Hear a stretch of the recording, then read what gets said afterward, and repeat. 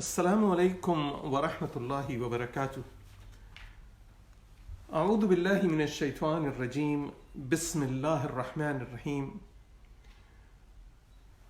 قال تعالى في محكم آياته وآخر كتبه يا أيها الذين آمنوا استعينوا بالصبر والصلاة إن الله مع الصابرين إلى آخر الآية.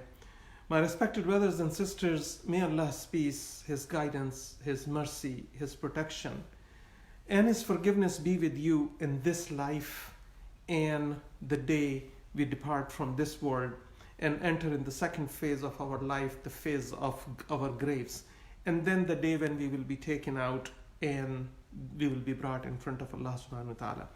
Inshallah, Ameen. Today, inshallah, we will study together the ayah number 248 and 249 of second chapter Surah Al-Baqarah, and the topic of the ayah it remains that the true Qur'anic stories about children of Israel, and today will be the second session of that topic.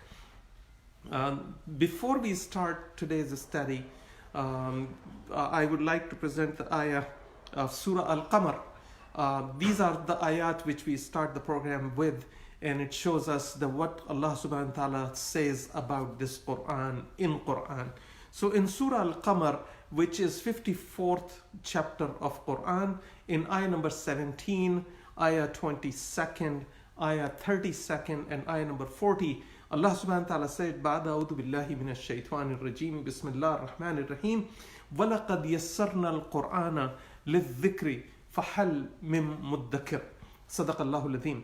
And the meaning of the ayah, closer to its meaning in English, that we have indeed made this Quran, the Quran, easy to remember. Then Allah subhanahu wa ta'ala asks questions and says, then is there anyone who will understand this Quran? To the remembrance, Allah subhanahu wa ta'ala called it that He made this Quran easy to remember.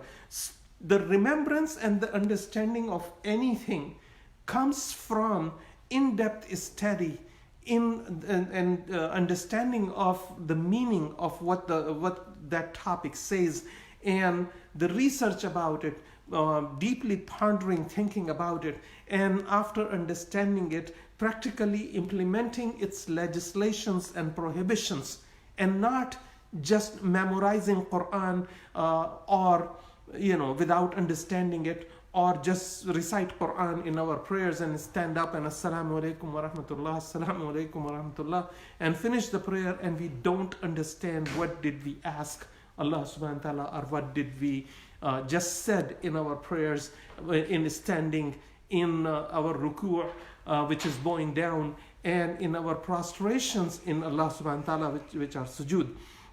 So now we come to today's ayat, like I said, ayah number 248 and then 249. So first we do the recitation, then translation, and then inshallah the tafsir, which is the exegesis, the explanation of this ayat in the light of history and the examples which are given in Quran and the books before it, inshallah, unadulterated parts of those books.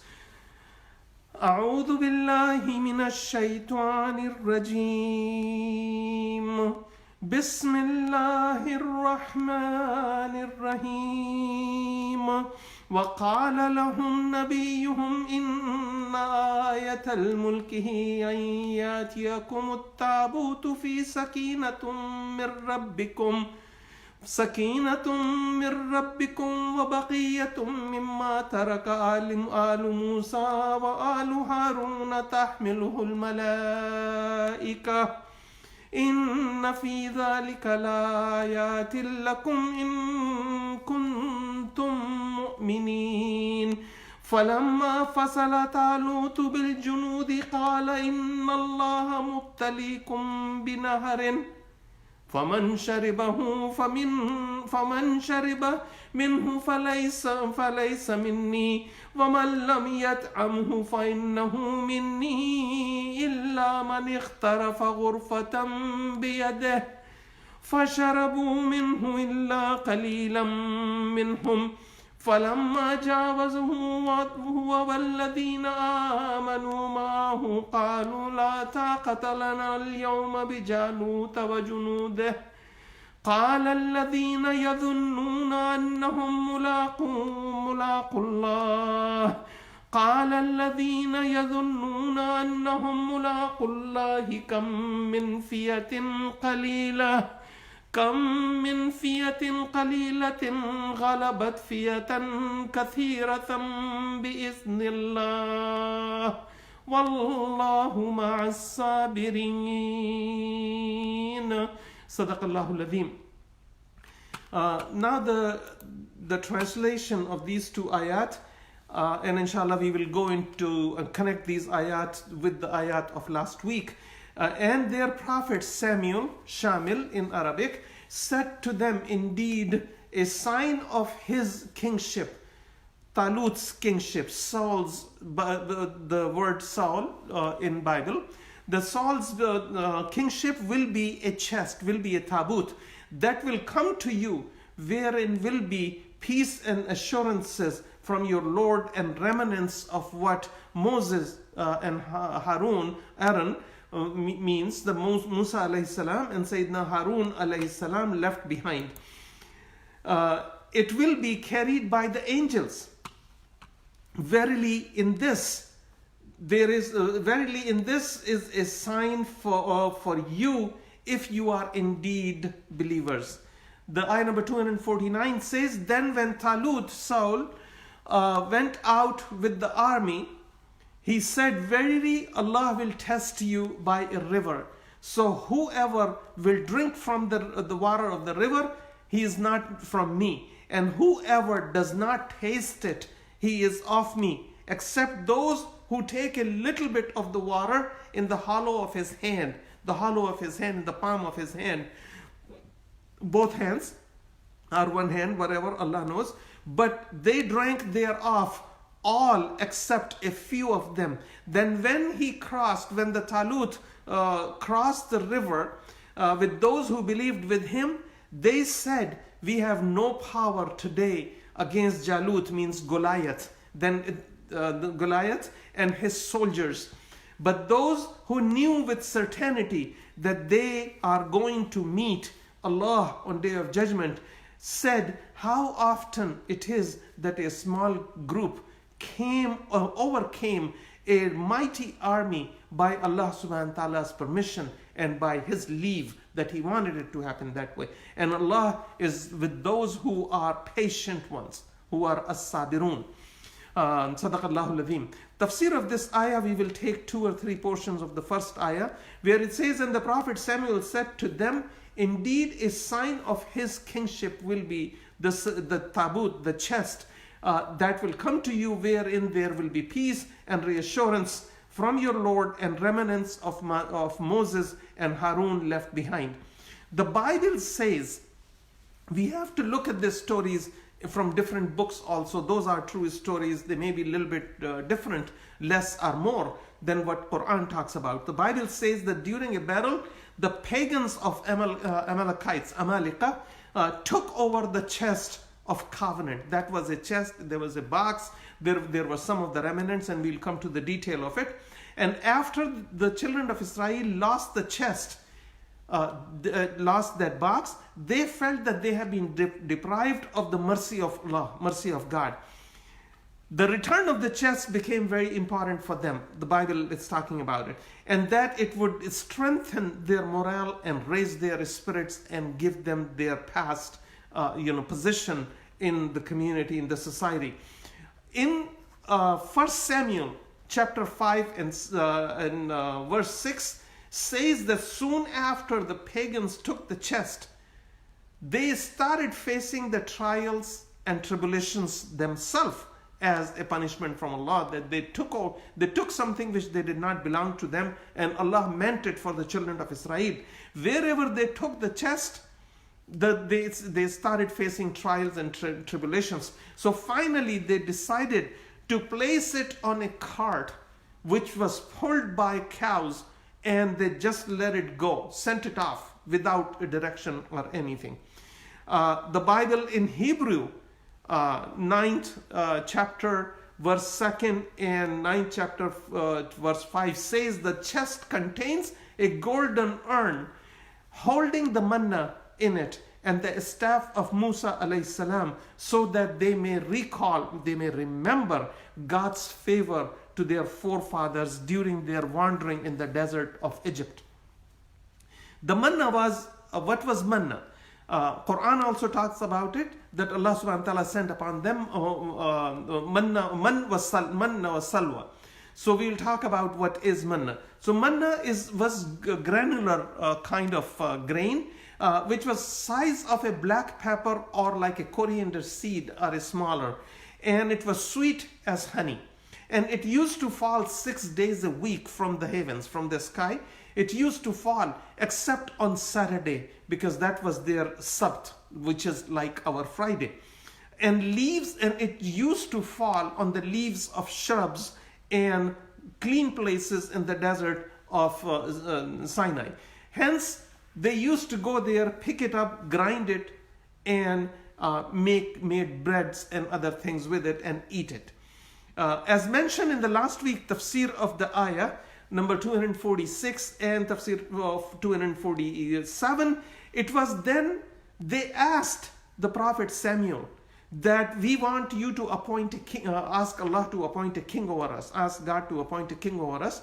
And when he appointed Talut, which is Saul of Bible, they refused it. They had a problem with it because Saul was not a rich man, he was an ordinary man. When Samuel gave them a decisive argument that if Allah subhanahu wa ta'ala appoints a somebody which you want, they wanted one of the leaders of their community to be, they had a council of elites, so they wanted one of the elites to be the king. So he said that, look, most of these people, those who are among the elites of your council, they are very much secular. And if a secular king would not watch Allah's limits of how to govern his subjects, his people. So they already rejected Saul, but then they came back to him. They met and they came back to him and they said, then okay, then you have to show us a sign that Allah has appointed Talut, Saul, and we will accept him. So what Allah subhanahu wa ta'ala said, this is where this story of ayah number 248 comes into play. That Allah subhanahu wa ta'ala in this ayah told them that, okay, you want a proof of Talut being appointed by Allah, by me, and which your prophet have told you. So here is the proof of the Talut being appointed, that he will receive as sign of his appointment, chosen as a king for you, Allah will send the tabut, the chest, which has the reassurance and peace in it for them, reassurance for them, and the relics of Sayyidina Musa alayhi salam and Sayyidina Harun alayhi salam, Aaron and Moses, though they were two brothers. Quran states that the children of Israel were told that in the chest, means the tabut, sakinatum min rabbikum, that there is sakina, means that there is peace, serenity and tranquility and reassurance from Allah subhanahu wa ta'ala, and I will send that back to you, and you will see it given to, brought down by tahmiluhu al-malaika, that the angel will be carrying it, and you will see that tabut coming in front of Talut. Only at that time they accepted Talut to be the king, because he was not a rich man, he was an ordinary man, so they were denying it. So Allah sent the chest.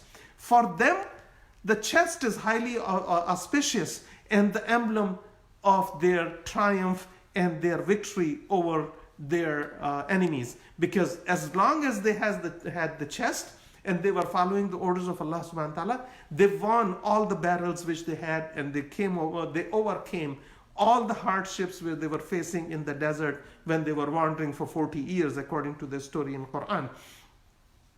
The word sakina is derived from the root word sukun, means tranquility, serenity, and peace, and something which is quiet, calm, and quiet. That will be sukun. The Quran further mentions وَبَقِيَّةٌ مِمَّا تَرَكَ آلُ مُوسَى وَآلُ هَارُونَ. means that it will have the sacred relics left behind by the house, by the children of Musa, house of Musa and house of Harun alayhi salam, alludes that it also, scholars say that it may also include the tablets of the laws which was given to original tablets of the laws which were given to Musa alayhi salam when he went to Tur, Mount Sinai, for the first time. So those tablets were also in that chest. The chest also had, some of the scholars wrote, the chest also has the copy of Torah which Musa alayhi salam handed over to Levites before his death. The Levites, which was one of the tribes, the most honored tribe of the children of Yaqub alayhi salam, means children of Israel, because Israel was the nickname of Sayyidina Yaqub alayhi salam, Yaqub alayhi salam was grandson of Sayyidina Ibrahim alayhi salam. His father was Ishaq, and Ishaq's father was Isaac. Ishaq's father was Ibrahim alayhi salam, Abraham. As-Suddi and Al-Qurtubi and other scholars said that the chest tabut was sent down first. Originally it was sent down to Adam alayhi salam. So it has the tranquility, because Adam alayhi salam and Sayyidina Hawa alayhi salam, they were the first human which were appointed on earth. When they came down, they were all alone. So Allah subhanahu wa ta'ala sent some things with them, and some of the food and things like that from Jannah. And Allah subhanahu wa ta'ala told them just kind of that, you will be alone, so don't get don't feel that you are alone and Allah subhanahu wa ta'ala has given up on you. And then you will be all alone there and you will be all worried. So this chest which Allah subhanahu wa ta'ala is giving you, O Adam alayhi salam and Hawa, this chest will give you the serenity and the relics from Jannah, from the paradise. So after him, Tafsir Al-Qurtubi and Tafsir As-Siddi said that after Sayyidina after Sayyidina Adam alayhi salam, it came down to different prophets from the progeny of Adam. Everybody is from progeny of Adam and Eve. So it was given to different prophets after Sayyidina Adam alayhi salam, and then it came to Sayyidina Ibrahim alayhi salam, and from there, who was the grandson or grandfather of Sayyidina Yaqub alayhi salam, it came to Sayyidina Yaqub, and then it stayed with children of Israel, with the family of Sayyidina Yaqub alayhi salam, all the 12 tribes of Israelites. So it stayed with them.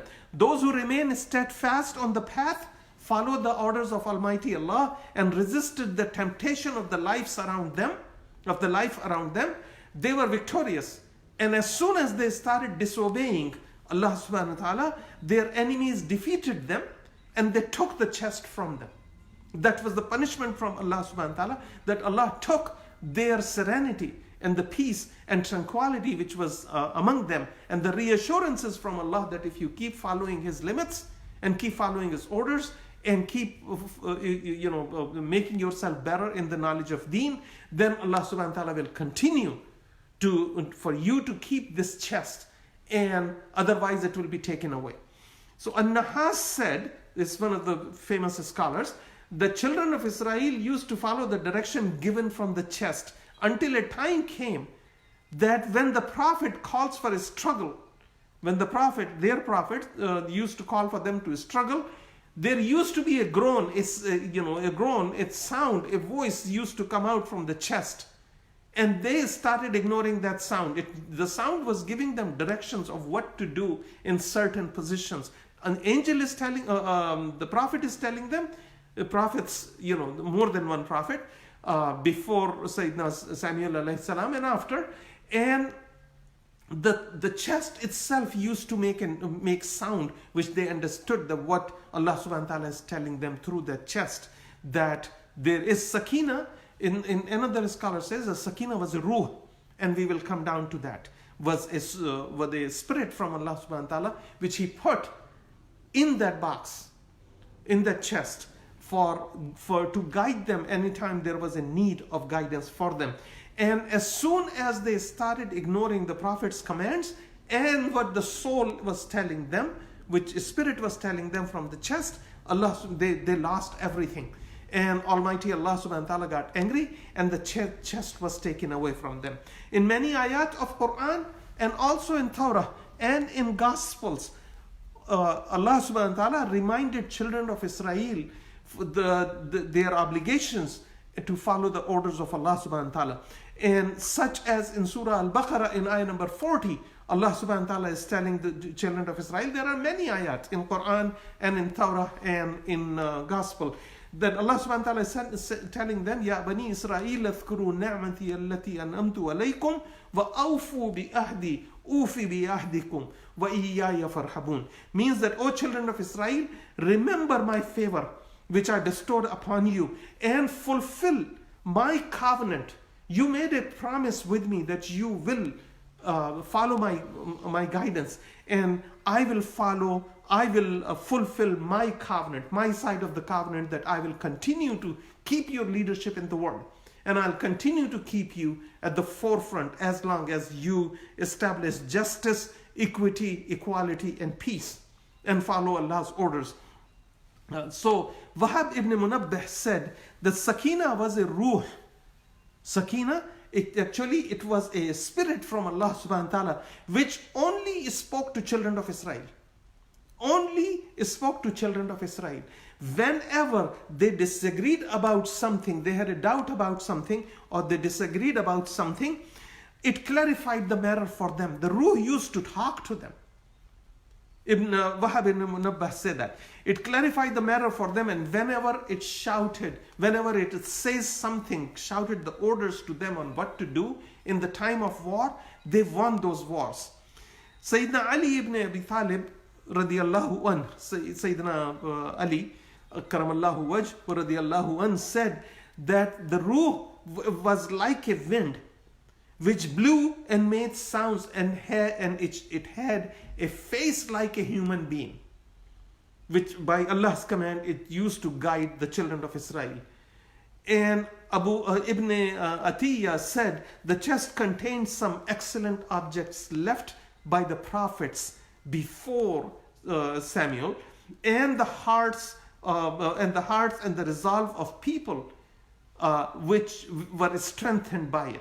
That when they know that they have the chest which has the relics, and it has the ruh in it, is the spirit on it, and which guides, and the prophet is also there, their resolve and hearts and their resolves of the people of the time were strengthened, and they used to follow the guidance of Allah subhanahu wa ta'ala as long as they follow the guidance of Allah.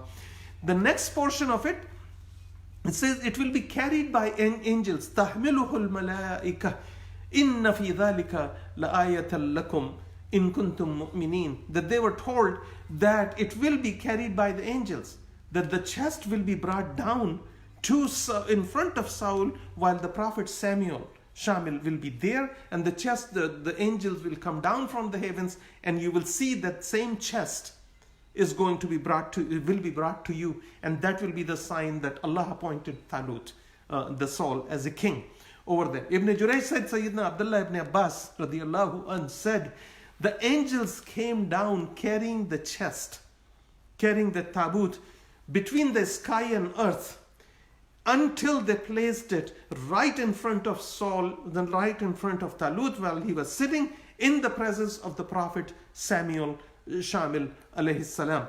While the people were all people, the whole Bani Israel, those who believed on those things, those who wanted to see that the mu'jiza, the miracle, and the proof that the Saul, the Talut, is being appointed as a king by Allah subhanahu wa ta'ala, some of them wanted to prove the prophet a liar. Astaghfirullah, na'uzubillah. And some of them wanted to see the miracle of Allah. So they all came, and they saw that the chest was brought down, and Talut saw it, and the prophet of the time, Sayyidina Samuel alayhi salam, Shamil alayhi salam, saw it, and the entire children of Israel, those who were gathered at that place, they saw the angels bringing the chest down. The prophet Samuel at that time said, verily this is a sign for you, testifying the truth that I was sent with by Allah. It also testifies my prophethood and my command to you when I told you to accept Talut as a king, because you asked me to ask Allah.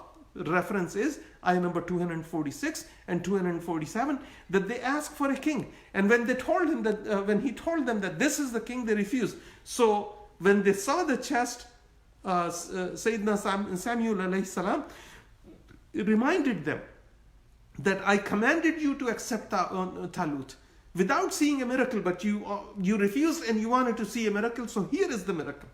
If you indeed believe a believer in Allah and the hereafter, now follow your King Talut, which you asked me to ask Allah subhanahu wa ta'ala to send down to you. There are various narrations, Tafsir Al-Qurtubi says, about the chest, that tabut. Ibn Abbas radiallahu anh said that the relics, which is baqiyya, when Quran talks about baqiyatun min alu Musa wa alu Haruna tahmiluhu al-malaika. Baqiyya means the relics, the leftovers, which these two prophets of Allah sent behind. They said that for the relics, it consisted the staff of Musa and the staff of Harun, Aaron and Moses alayhi salam, and some pieces of the tablets.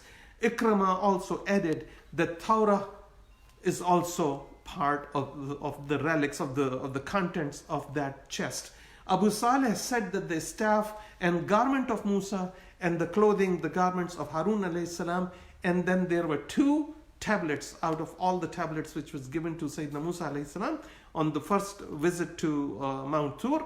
2 of those tablets were also in there.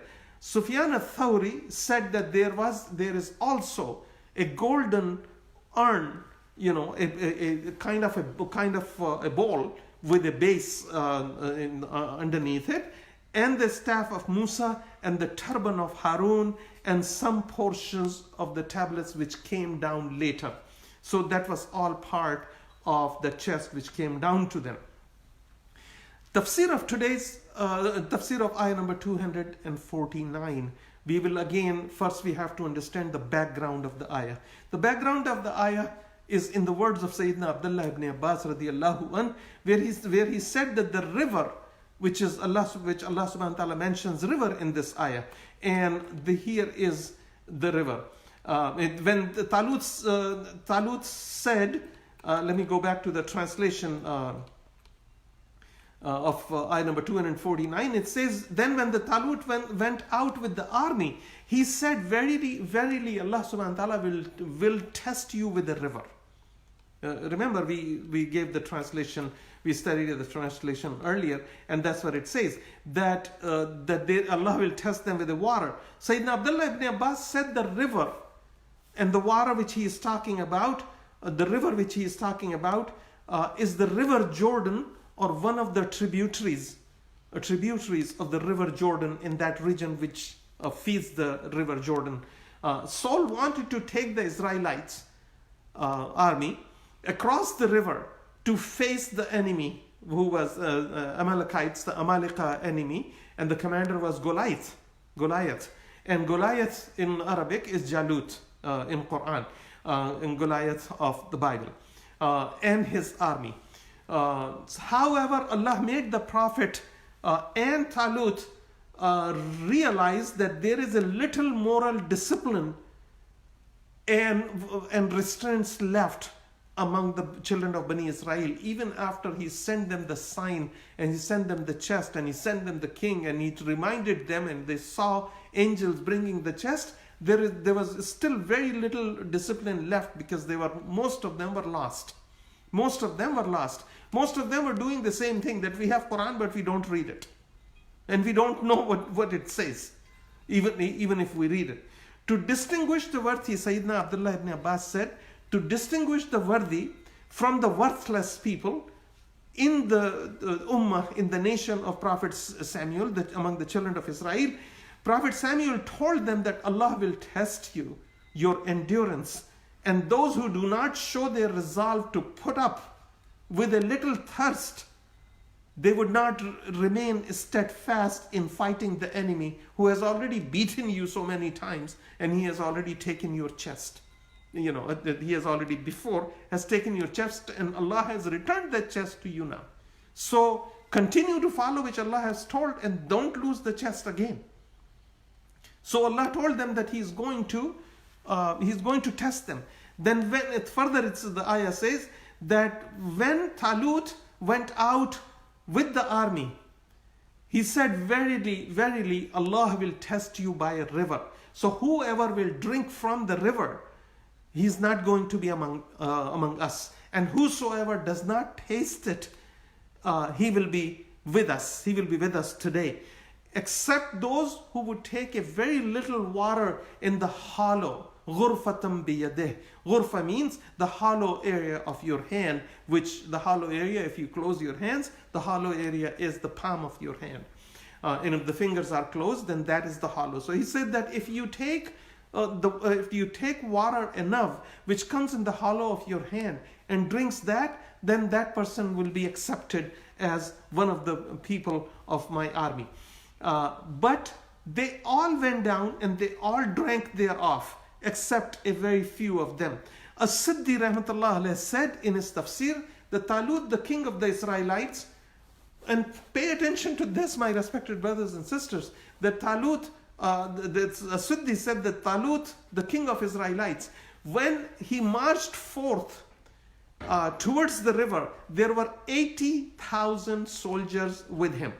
Among those, the 80,000 people with them, the Prophet Samuel alayhi salam and Talut, their king said that whoever drinks freely from this river, will not, because they saw that there is an order, and Prophet Samuel alayhi salam gave them Allah's orders many times before and they were denying it. So they wanted to test them one last time because they are going against their enemies in a physical war.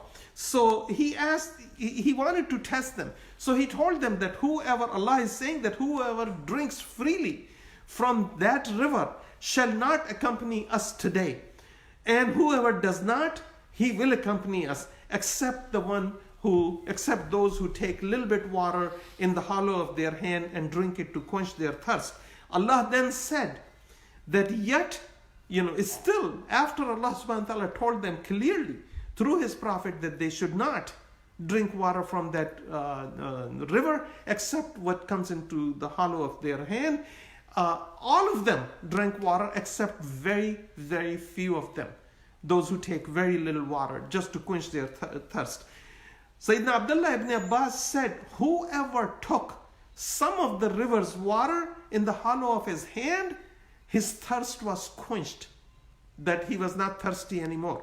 And those who drank freely from it till fill up their stomach with it, they remained thirsty no matter how much more water they drank after that.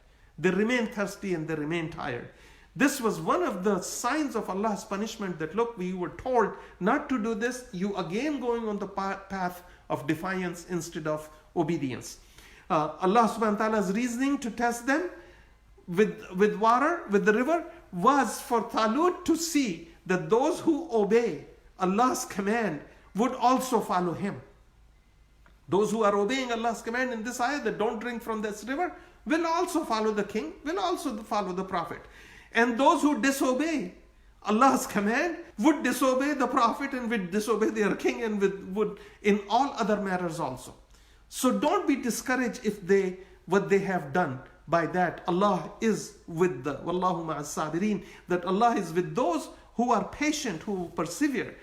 So please note that the lack of morale, this is a lesson which we need to draw, and this is the reason Quran and Bible and Torah talks about these stories, true stories, that the lack of morale and discipline of these people, that they are going to face an army who has already beaten them several times. They never won against them.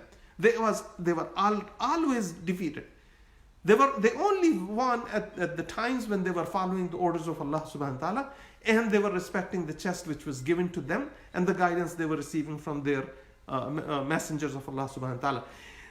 They were forewarned. Allah subhanahu wa ta'ala gave them prior warning in clear words, and by the Prophet Samuel, and by their king Saul, Talut, what will happen if they don't follow the command? Because these are not the time of peace. You are going to time of war. You are going to fight the enemies. You need more help from Allah subhanahu wa ta'ala. These are not the ordinary days. So now follow it. Now your head is in the under. And now you have to follow the command of Allah if you want to win the war over your enemies. But they still did whatever they wanted to do, and they denied Allah's order. They still drank the water from there, except very few. The next portion of the ayah says that when Talut crossed the river with those who believed with him, said, when they looked, they said, we have no power today against Jalut, against the army of Goliath, against the soldiers of Goliath. فَلَمَّا جَاوَزَهُ هُوَ وَالَّذِينَ آمَنُوا مَعَهُ قَالُوا لَا طَاقَةَ لَنَا الْجَالُوتَ لا طاقة لنا اليوم بجالوت وجنوده لا طاقة لنا اليوم بجالوت وجنوده.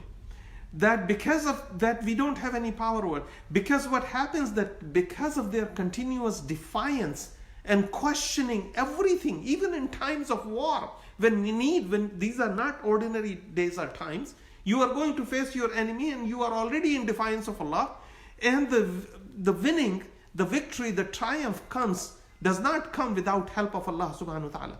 So with their defiance and not following the guidance, an army of 80,000 people with the Prophet and with the kings appointed by Allah and with the chest with them, they got scared of the enemy. 80,000 of them, not 1, 2, or 20.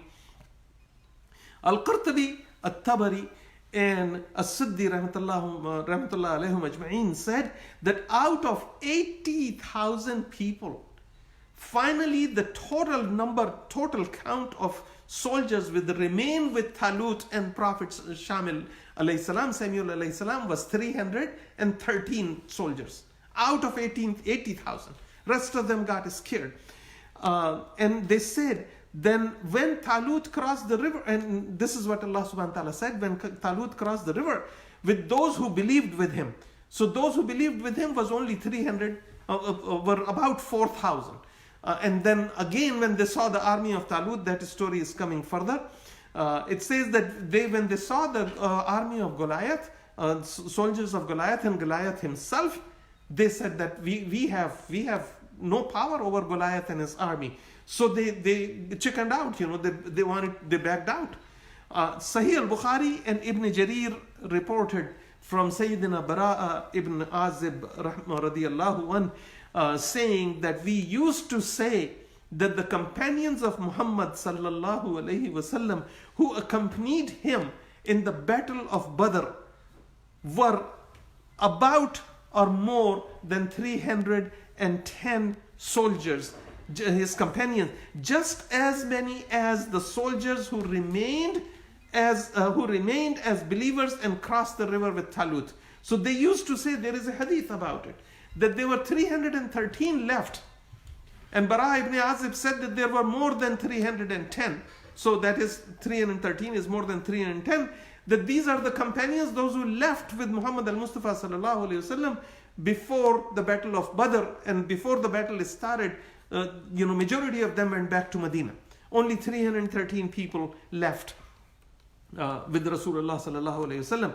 So the next part of the ayah, and they used to say that companions of Muhammad sallallahu alayhi wasallam used to say that same thing has happened with Muhammad sallallahu alayhi wasallam and us, which happened with Prophet Samuel alayhi salam and Talut and Saul, that out of 80,000, everybody went back except 313. That was exact number which remained with Muhammad al-Mustafa sallallahu alayhi wasallam when the battle of Badr was fought. It is a historical fact. The next part of the ayah says, but those who knew with certainty that they were going to meet Allah subhanahu wa ta'ala means, first of all, going to meet means that Allah subhanahu wa ta'ala is watching each and every action when they are alive. And when they die, the angel of death will come upon them by the orders of Allah subhanahu wa ta'ala. Then when they are buried, angels will come upon them to get the account. This is all from Allah subhanahu wa ta'ala. Everything which we are doing is being reported back and recorded, and will be shown to us on the day of judgment.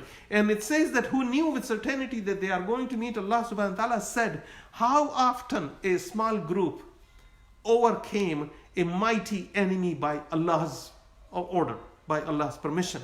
And Allah is with those who are as-sabirun, means those who persevere and they have patience. At that time, the prophet Samuel and King Talut, Saul, and their knowledgeable scholar, when they saw that people are retreating, an army of 80,000 is retreating back, and they don't want to fight. And though they have the chest, they have the they have the tabut, and they have the prophet next to them, and they have the king which they wanted. And they wanted the sign from Allah subhanahu wa ta'ala for his kingship. Then the chest was shown to them. And they still were retreating, 80,000 of them. So they said, Ibn Abbas and Siddi said that out of 80,000 people, 76,000 of them refused to cross the river.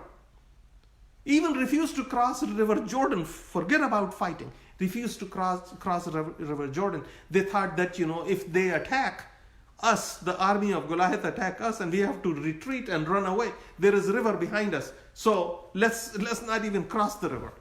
So out of 80,000, 4,000 men remained with Talut.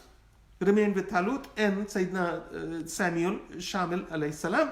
And when they saw from a distance, when they saw the army of Goliath and Goliath's height and his his heavily armed army of more than 100,000 people, the army started leaving, and only 313 soldiers of Prophet Samuel alayhi salam, and King Talut, King Saul, was left with him. Only 313 out of 80,000.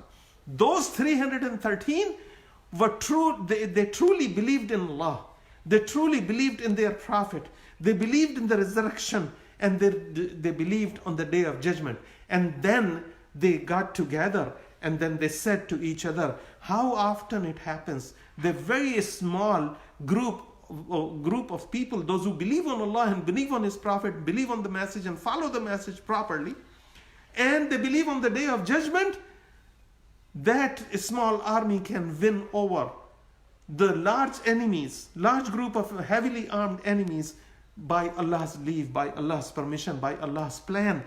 And Allah is the one who is patient, and that's what it is repeated in this ayah in Quran of what those people were saying at that time.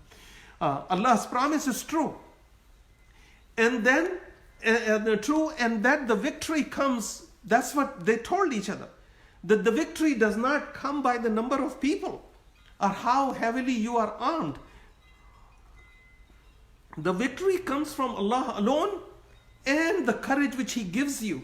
And if you know the cause, and if the cause is right, and you fight for it, and you don't kill people innocently, and your plan is to establish peace, equality, equity, justice with all people without discrimination, when that is your plan, Allah subhanahu wa ta'ala will make you face the success. You will succeed by Allah subhanahu wa ta'ala's plan. That is Allah's plan, that you will succeed. And Allah subhanahu wa ta'ala is with those who are the patient ones. So whoever who make their best efforts, keep the faith in their Lord, and follow the traditions of the Prophet, and persevere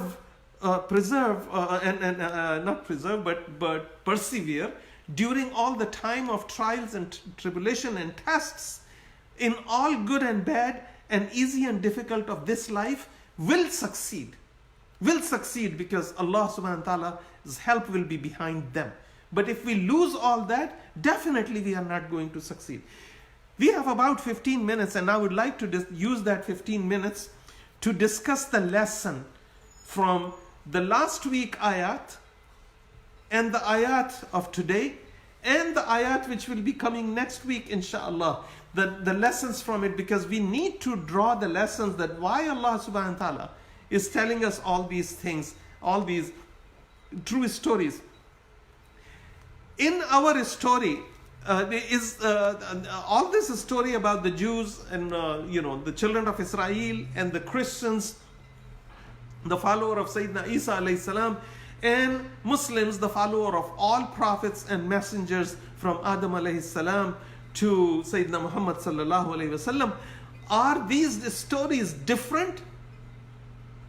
Are these our stories? Are our, whatever we are doing today, whatever the children of Israel doing, the Jews are doing, whatever the Christians are doing, and whatever Muslims are doing, isn't that the same thing which we are doing today? This is something which we need to think about.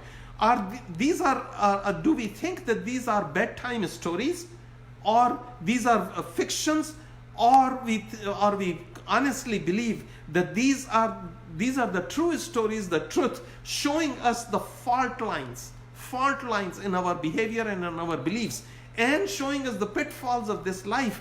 And are these stories trying to guide us? Are these stories just bedtime stories trying to put us to sleep? This is how we take stories. We think what Quran is saying. That I have heard people asking and saying that why Allah subhanahu wa ta'ala, why God is talking about the stories of Saul, or a story of Samuel alayhi salam, the prophet Samuel, or Sayyidina Isa alayhi salam. We are Muslim, this is our book, we believe in this, and we don't want to know none of that. That is a wrong attitude. These are the true stories of the nations and the prophets and people, those who passed before us, good, bad, and ugly, whatever it was. Allah subhanahu wa ta'ala, because a book of guidance guides us in two things. It guides us why Allah subhanahu wa ta'ala has allowed something. And the second thing it guides us equally is why Allah subhanahu wa ta'ala has prohibited some action, and why Allah subhanahu wa ta'ala has told us not to do something, and why He has told us to do something. And for that reason, it's only logical that Allah subhanahu wa ta'ala will give us the example of those who have passed before us, not the angels. Because Allah subhanahu wa ta'ala did not give angels the power of making a decision on their own. Allah gave that power of making a decision on our own only to humans and to jinn. And these are the two creations of Allah subhanahu wa ta'ala which will be brought to justice on the day of judgment.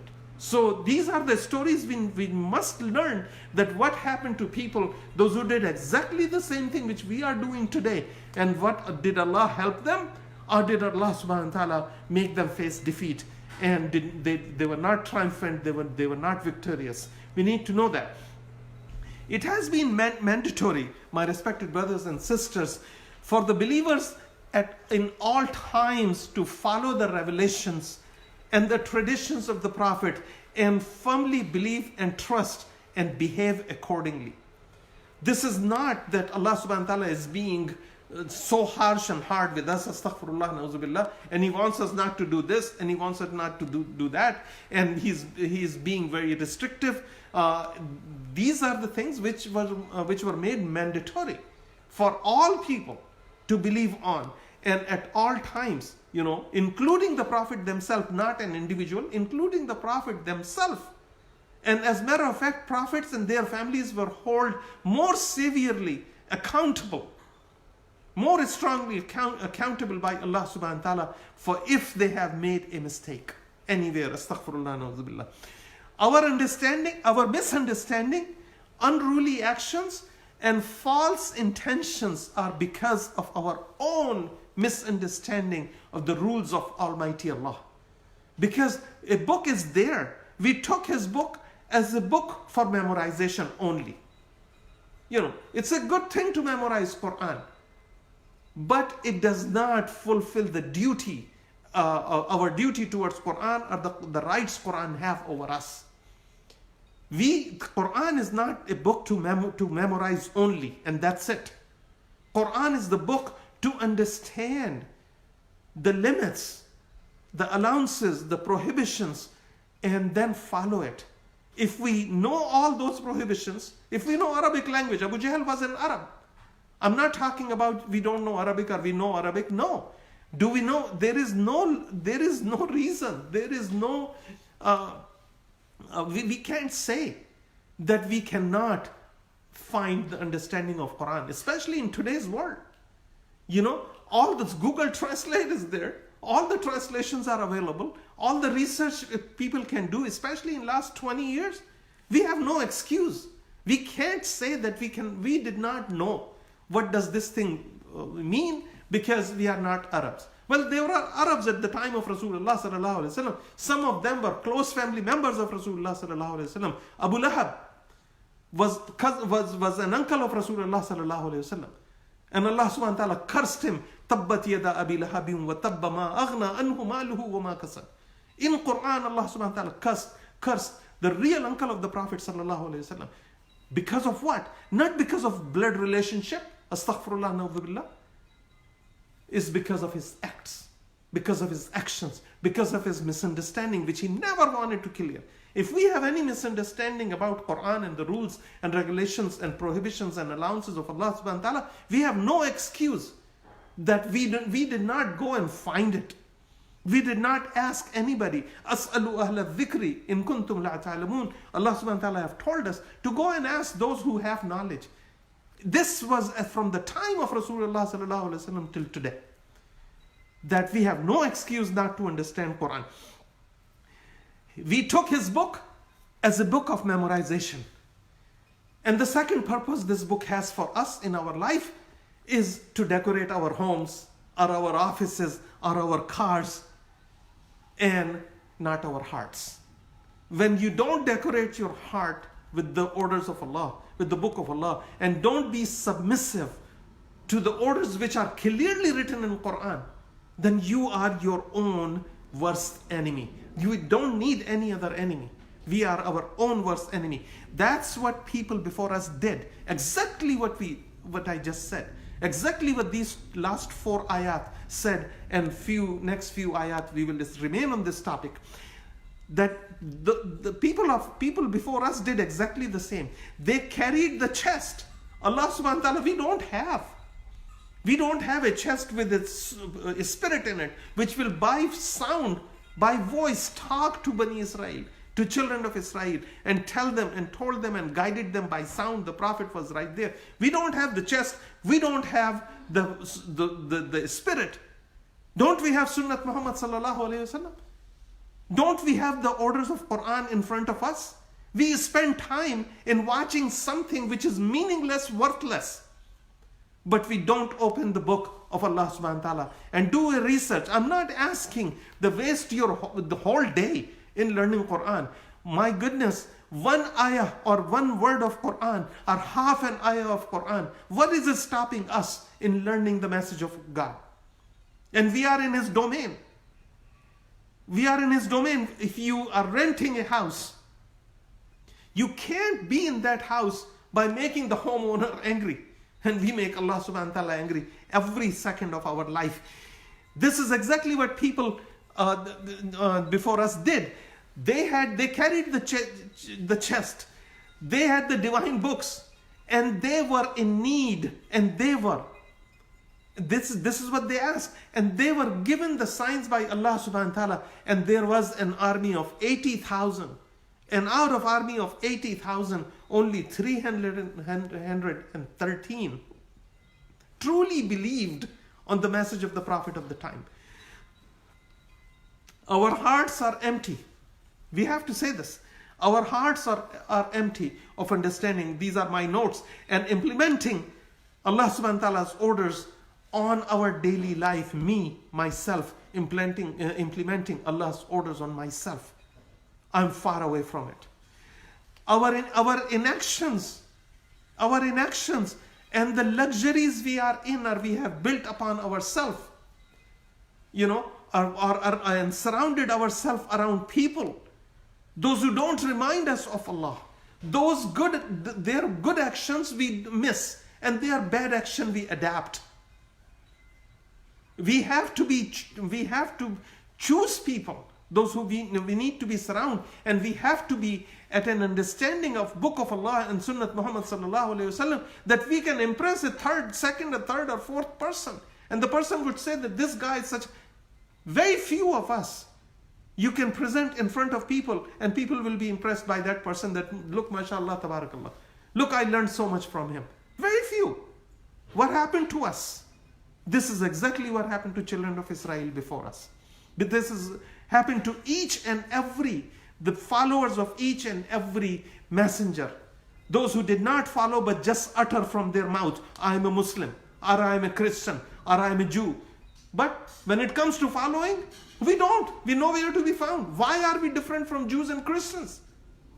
Or the people before us? Our hearts are empty of understanding and implementing Allah's orders in our lives and our action. Our inaction prevent us from moving forward in this life with peace and justice and equity and equality without discrimination. And we run only to collect the best of this world and forget the cost of akhirah. All your life worth, all your efforts of this life, if Allah is not in our heart, we are bankrupt on Day of Judgment. We will be buried in our graves as a bankrupt with nothing except zero in our accounts. May Allah have mercy on us. We don't practice equality and equity in our closest relationships with our spouses, with our parents, with our siblings, with our children, with our neighbors, and the society in general. We want to follow somebody because he has a car or she has a car of such and such color. We want to have that. So and so has such a big house, I need to have that. But we don't want to do something good so somebody can see and say that, look, this person, may Allah make me like him. Because this is our inaction. This is our, we don't practice what we talk about. We don't practice that. That is when the Creator, and when people start doing all these things, that's when Allah subhanahu wa ta'ala put fear of everything in your heart. What if I lose my job? What if I did this and this would happen? What if this and what is that? We just go after collect and collect and collect. Bigger house are a matter of pride. Brighter, bigger, newer cars are matter of pride. Good clothes are matter of pride. When it comes to actions, nowhere to be found. We build masajid. We doing good deeds, and we taking the money from the liquor dealers, liquor store owners, people those who don't believe on anything. We just give them a fatwa that everything they are doing is halal, so they can give us some money. This is when Allah subhanahu wa ta'ala put the fear even of an ant in the heart of the believer, if he was a believer. And from the believer, they turn into deniers and defiers. The actions of rich are false, and the weak people are neglected. Steadfastness is scarce. Reliance on Allah and refraining from deliberate disobedience of His limit have almost completely disappeared from our hearts and from our societies. And Quran is reminding us for last 441 years, continuously, we stand in Taraweeh prayer and we read these ayat.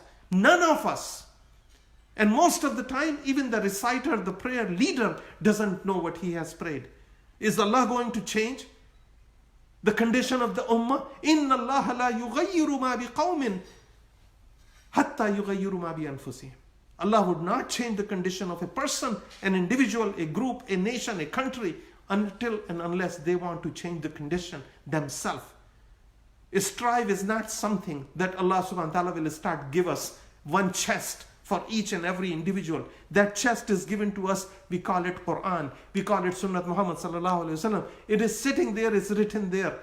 It should be a practical book, not a book of memorization only. Only the word Islam is on our tongue. And the corruption, what has remained is corruption, sedition, transgression, and lack of guidance has taken over our hearts. We have put our hearts to be misguided, not guided. We don't accept guidance. Try it at home. Like the TV say, I saw it as seen on TV. Don't try it at home, they tell you. That only word Islam is on our tongue. And has remained, only the word has remained on our tongue. But rest of it is all about corruption, sedition, transgression, and lack of guidance. Illa man rahim Allah. There are few people, those who doing it and those who understand the meaning of it. The glorious Quran and all other unadulterated divine books present numerous example, time and again, and lessons that the disobedience of Creator causes nothing but humiliation and failure and defeat here in this life and in day of judgment, in the qabr, and definitely on day of judgment. Ask people sitting on millions and billions, house of this many thousands of square feet and these many cars. I see people posting pictures on their Facebook page and different medias that this is the car I just bought. There are only 4 like that in my town. MashaAllah, tabarakallah. What an achievement. More power to you. I was very recent, some time ago, not recently, some time ago, I was invited to speak. I just wanted to share this with you. I was invited to speak in a gathering, in a masjid. And the board of the masjid asked me what would be my topic. So I told them intoxicants. So they said, if you talk about intoxicants, we will remove you from our masjid by force. I said, why? He said, get another topic, don't talk about intoxicant. I said, why? He says, most of our donors have liquor stores. So I told them, I said, you have such a huge piece of land. You build a masjid and you are trying to build in the back, extend the masjid, make another section and this and that. And I said, why don't you, in one of the areas, if the liquor is and the trading in intoxicant is such a good deed for your understanding that you can take that money and put it in masjid, why don't you open your own liquor store here in one of the corners of the masjid? Why do you take second-hand, third-hand income from somebody? Why do you have to do the fundraising? Sell it yourself, build the masjid. This is what Quran is reminding us. These are not bedtime stories, my respected brothers and sisters. May Allah have mercy on us. Whether He will forgive us or not, we continue to need to pray for each other for guidance, inshallah. أقول قولي هذا واستغفروه إنه هو الغفور الرحيم. ربنا آتنا في الدنيا حسنة وفي الآخرة حسنة وقنا عذاب النار وقنا عذاب القبر وقنا عذاب الحشر وقنا عذاب جهنم وأدخلنا الجنة مع الأبرار برحمتك يا عزيز يا غفار يا رب العالمين. اللهم إنا نسألك إيمانا كاملا ويقينا صادقا ورزقا واسعا وقلبا خاشعا ولسانا ذاكرا وحلالا طيبا وتوبة نصوحا وتوبة قبل الموت وراحة عند الموت والمغفرة عند الحساب والفوز بالجنة والنجاة من النار برحمتك يا عزيز يا غفار يا رب العالمين. وصلى الله تعالى على خير خلقه محمد وعلى آله وأصحابه أجمعين. سبحان ربك رب العزة عما يصفون وسلام على المرسلين والحمد لله رب العالمين. والفاتحة.